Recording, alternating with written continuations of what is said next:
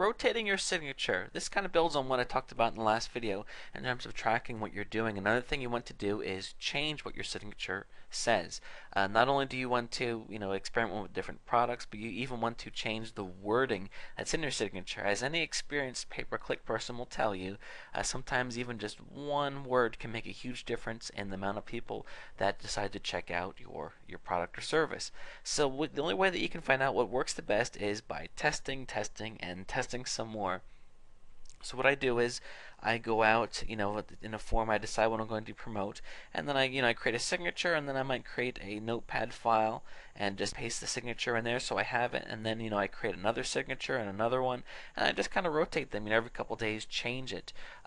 Also, keep in mind that in a forum you're going to be marketing to the same people a lot of times, again and again. So it gives you a chance to be showing them something different whenever they're looking through your comments. So let's say, for example, that you're going back to the dog training example. You have a book that focuses on helping a dog to not bark in the middle of the night and how to become house trained, and also additional things. So on day one you could talk in your signature about the barking issue. And 3 days later you could talk about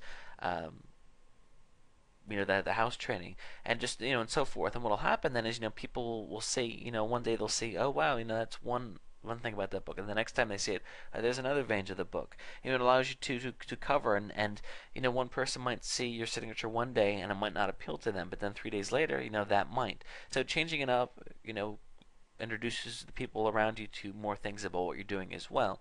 So again, just going back to having a file where you keep track of them, and then also of course connecting this with your statistics and looking and saying, oh, you know what, this got a higher click-through rate when I had this signature compared to this one, so that tells me something. Or this product is doing better, that tells me something.